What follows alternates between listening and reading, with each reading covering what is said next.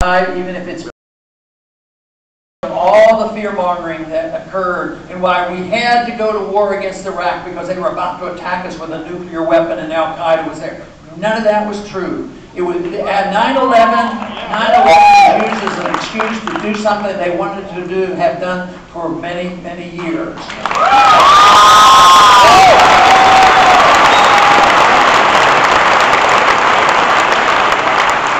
And of course, even here at home, there had been people proposing certain types of legislation that would invade our privacy, undermine the Fourth Amendment, and they couldn't get it passed. But guess what? 9/11 came and passed quickly.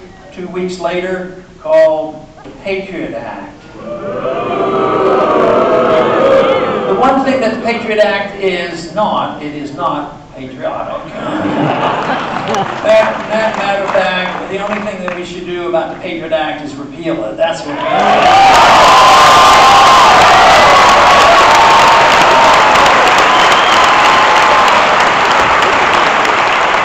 When that bill was on the floor, we had, even though the bill had been floating around, the final version arrived on the floor in the aftermath of 9/11, and our debate, it was just, you know, sort of automatic. And the congressman that was sitting next to me, he was voting for it, and I said, "Why are you voting for this? You don't even know what's in it." He says, "I know." I said, "There could be some bad stuff in there, don't you know?" He said, "Yeah, I know that." And I said, "Well, why don't you vote against it?" He says, "How can I vote against the Patriot Act and go back home and explain it to my constituents?" I said, "Well, that's what your job is, to go home and explain it to them."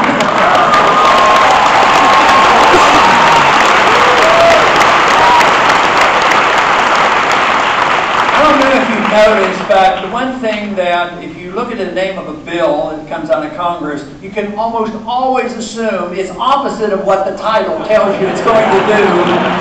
A little bit of deceptions there. So can you imagine if they'd have only called it repeal the Fourth Amendment Act? How many people would have voted for it? So when we make the bill to repeal the Patriot Act, we should call it Restore the Fourth Amendment Act.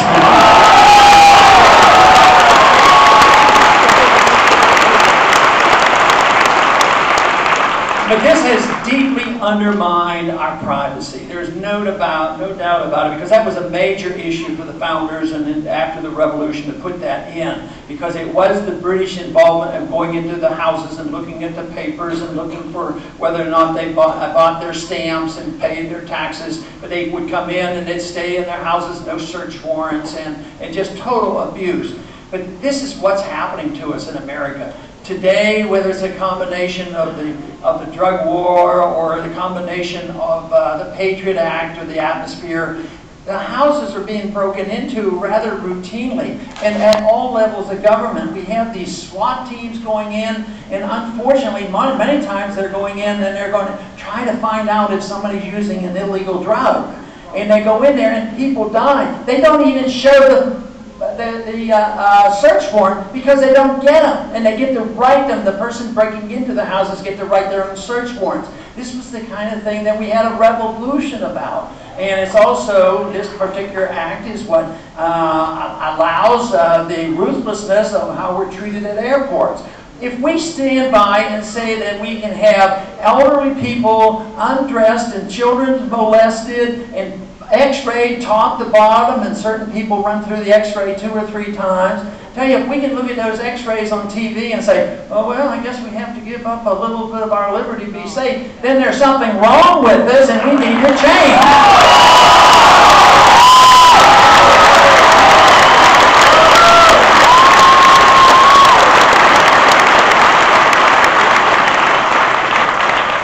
You know, about a year ago, the president sent somebody over to testify before a Senate hearing and explained a new position he held. And he said that he has this authority because it's not prohibited by the Constitution. So he buys in, the president buys into this argument that if it's not prohibited by the Constitution, he's allowed to do anything he wants. But it's written the other way. The only thing the president is allowed to do are those things that he is given explicit permission to do.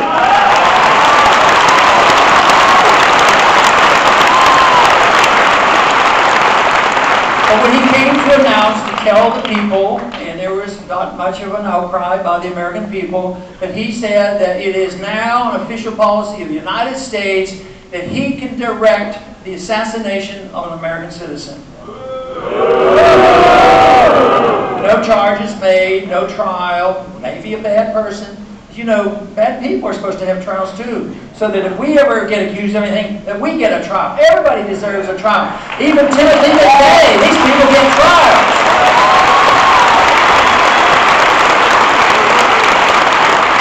But to prove his point, he has now assassinated 3 American citizens.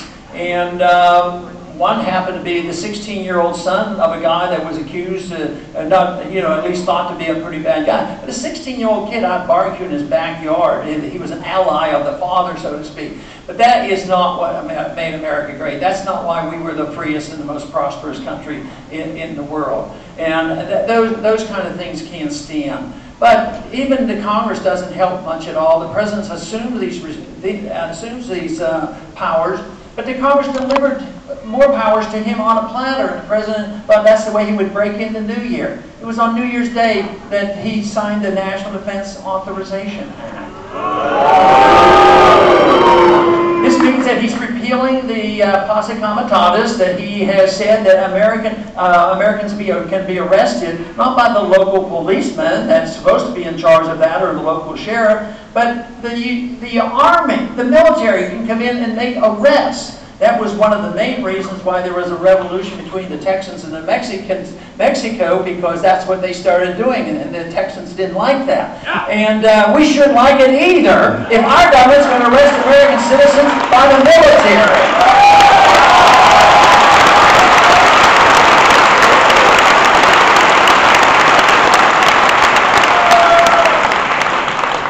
But what do they do after they arrest them? Do they take them and give them a trial? No. They're denied a trial. They're denied an attorney. And they can be put in a secret prison, then they can be sent out of the country to a secret prison. Well, have they done it very often? We don't know how many times. They have done it a few times. But it's the process, it's the standard is what is so important. So if a country gets into chaos, they say, well, that's the law of the land. There was one provision put in that bill that was even more atrocious. But that provision said that if you were arrested and you were charged and you were tried and found innocent, if the government found that, if the federal government decided that they still wanted to arrest you again and put you in prison for life in a secret prison, they still could do it even if you were found to be innocent by a jury. Now, that was in the bill, but there was a young senator from Kentucky who was able to...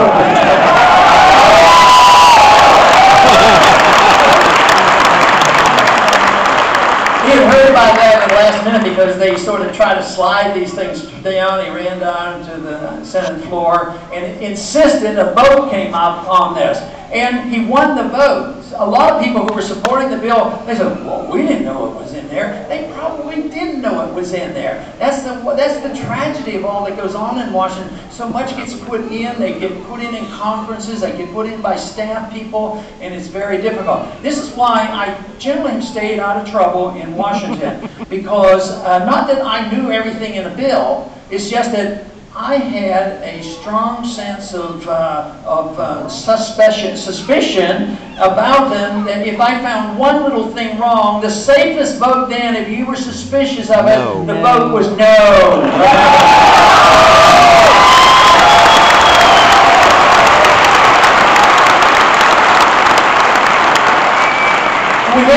We have these economic problems, and free markets could settle those. A sound monetary system could solve our monetary problems. And a healthy respect for civil liberties, understanding where our lives and our liberties come from, and following the Constitution, having constitutionalists, that would solve that problem. And also, if we had a constitutional foreign policy of a strong national defense, at the same time not believing that we should be the policemen of the world, and then believing in occupation, and this would, you know, essentially solve our problems. Not a perfect world, but we're moving in the wrong direction right now.